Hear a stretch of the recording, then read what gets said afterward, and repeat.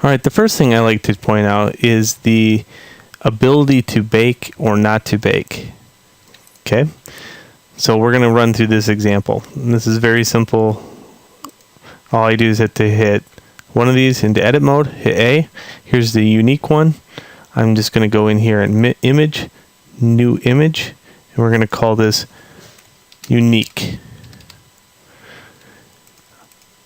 We'll do a 2048 by a 2048 with no alpha.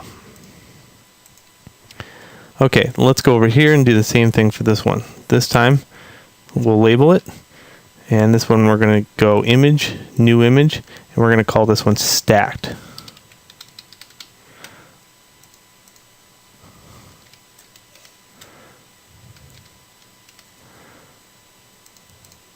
Okay, and then hit OK. Alright, so what we're going to do is burn some ambient occlusion on these. I'm going to take the unique UVs, and we're going to go down, and we're going to go bake, go to ambient occlusion. I have everything highlighted, by the way, so A on the keyboard. Ambient occlusion, margin of 1, because I do have some things that are really close. And I'm just going to hit bake.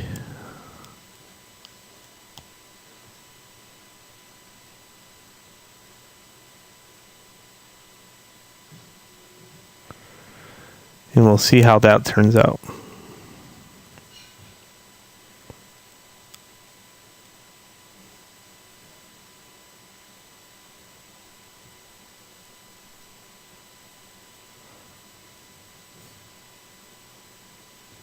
Alright, so let's take a look at that in texture mode. Oh, doesn't that look nice? Look at it's all shaded at the bottom. Wherever it touched, it's shaded. It's got these little shadows coming off of each one where the light tried to fly through but couldn't. So that ambient occlusion is really nice looking, and I can use that as a shadow map, just like I did with the brick building. But this time, it's a little bit more detailed in the fact that this palette's more detailed. Okay, let's do the same thing over here. Let's hit A. Oh, let's go back into solid. It's a little easier to see. A. Let's hit bake.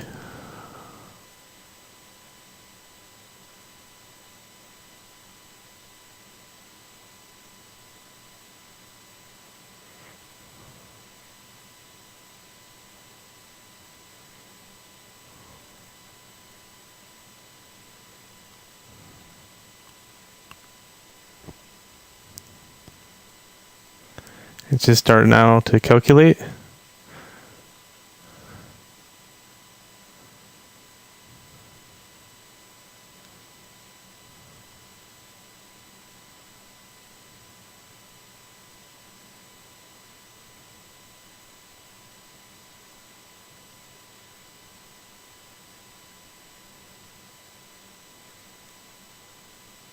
And it takes a little longer with this one. Now notice what's happening here. What's going on? Why is it still working? Oh, it keeps switching. It keeps doing all kinds of crazy stuff. Don't forget, these are all laid on top of each other, so it's having a fun time calculating for the fact that certain shapes are on top of each other.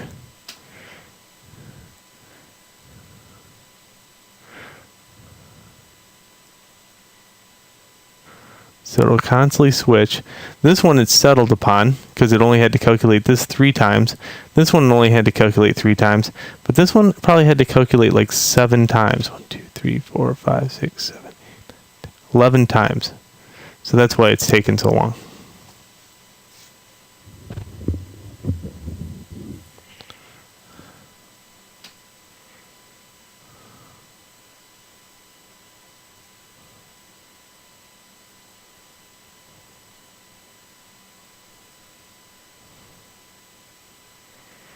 Okay, it's almost done. Looks like it only calculated this twice because it's calculating this one more time.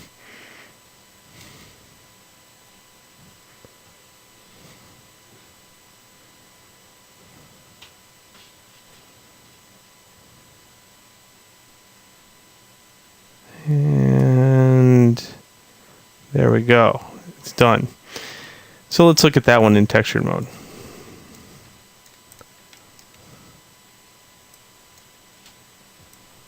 Well, it looks just about the same, except for maybe the underneath. And why that is because actually it probably picked the first board to do, and it repeated that board over and over again. So there's one disadvantage. It looks a little mirrored. But other than that, you know, side by side, I really can't tell the difference. The one thing I do tell is the difference is, look at the pixels here. And then let's look at the pixels here. These are much tighter pixels. There's a lot more resolution here compared to the other one. Here's side by side.